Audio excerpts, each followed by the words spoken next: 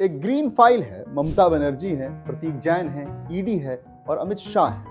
पूरा मामला कल से बंगाल की राजनीति में बरसाती मेढक की तरह सोशल मीडिया में उछल रहा है। ममता बनर्जी और प्रतीक जैन कनेक्शन इतना बवंडर मचा चुका है कि शायद ही आपने अपने सोशल मीडिया फीड पर इसे न देखा।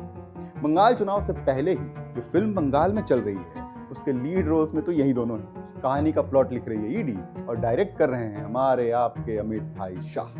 ममता दीदी एकदम हीरोइक अंदाज में सामने आती हैं और कहती हैं, mister prime minister please control your home minister. भाई इतना ड्रामा, इतना तमाशा। पहले कहानी समझिए। तो 2 दिन पहले यानी कि बुधवार को ईडी देश भर में फर्जी जॉब मामले में 15 अलग अलग जगहों पर जांच करती है। इसी जांच के सिलसिले में वो प्रतीक जैन के घर भी पहुंचती है। सब कुछ ठीक चल रहा होता है, तभी सीन में एंट्री होती है ममता बनर्जी की। पहले समझिए कि प्रतीक जैन आखिर है कौन। प्रतीक जैन ममता बनर्जी की पार्टी टीएमसी के लिए आईटी हेड का काम करते हैं और उनकी कंपनी आईपैक उन्हें इलेक्शन कैंपेन्स में मदद करती है। यही नहीं, उन्होंने और उनकी कंपनी ने ममता बनर्जी को 2021 के चुनाव में भी मदद की थी और बंगाल में जबरदस्त जीत दिलाई थी। और इसी कंपनी ने साल 2014 में पहली बार चाय पे चर्चा, घर घर मोदी, मोदी आने वाले हैं जैसे स्लोगन दिए और कैंपेन किए, जिसकी वजह से ही बीजेपी सत्ता में आ पाई थी। मोटा माटी अब आपको मामला समझ आने लगा होगा।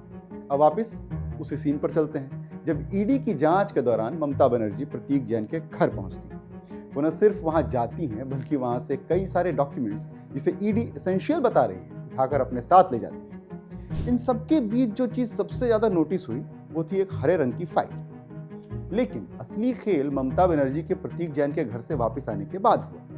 वापस आते ही उन्होंने सरकार, खास करके केंद्र की बीजेपी सरकार को घेरना शुरू कर दिया। पहले उन्होंने आरोप लगाया कि ईडी उनकी पार्टी डॉक्यूमेंट्स को चुरा रही है, जिसमें उन्होंने अपनी सारी इलेक्शन स्ट्रेटजीज बना रखी है। उन्होंने ये भी कहा कि बीजेपी उनकी पार्टी के कैंडिडेट लिस्ट निकालना चाहती है। गृह मंत्री अमित शाह के लिए उन्होंने बहुत सारी बातें कही और ये भी कहा कि क्या हो यदि मैं बीजेपी दफ्तर के उनके डॉक्यूमेंट्स निकाल लाऊं। ये गृह मंत्री देश तो बचा नहीं पा रहा है और यहाँ मेरी पार्टी की जासूसी कर रहा है। ये बात तो पक्की है कि ममता बनर्जी बंगाल में चुनाव जीतने के लिए किसी भी हद तक जा सकती है। बीजेपी कितनी भी स्ट्रेटजीज जान लेती, लेकिन ममता बनर्जी के पैंतरे इतने सटीक होते हैं कि उसे बंगाल में तो शायद ही कोई समझ पाए। अब बुधवार और गुरुवार को तो पूरा तमाशा हुआ ही, लेकिन ममता दीदी ने इस तमाशे को यही नहीं छोड़ा। उन्होंने शुक्रवार को एक प्रोटेस्ट भी रख दिया।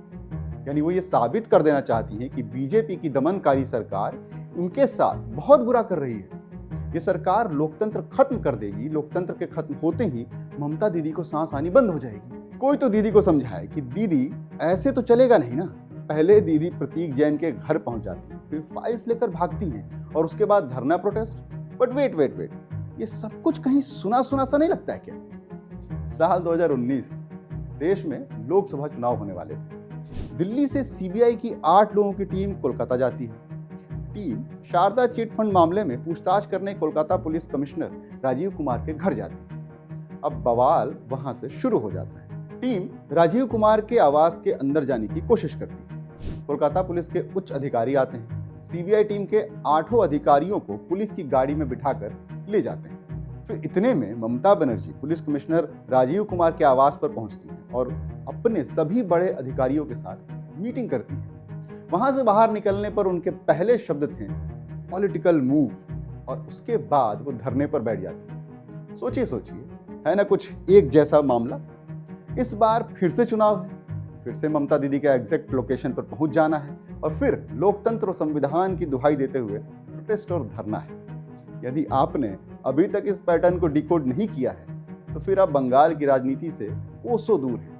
ममता दीदी को जाने क्या हो जाता है, समझ नहीं आता। वो इतना हड़बड़ा क्यों जाती हैं? चुनाव हार जाने का डर है या किसी बड़े राजनीतिक ब्लंडर के उजागर हो जाने का? अब उन्हें किस बात का डर है ये तो वही बेहतर जानती होंगी, लेकिन हम एक नतीजे पर तो पहुंच ही चुके हैं कि ममता दीदी थिएट्रिकल्स में बहुत सधी हुई।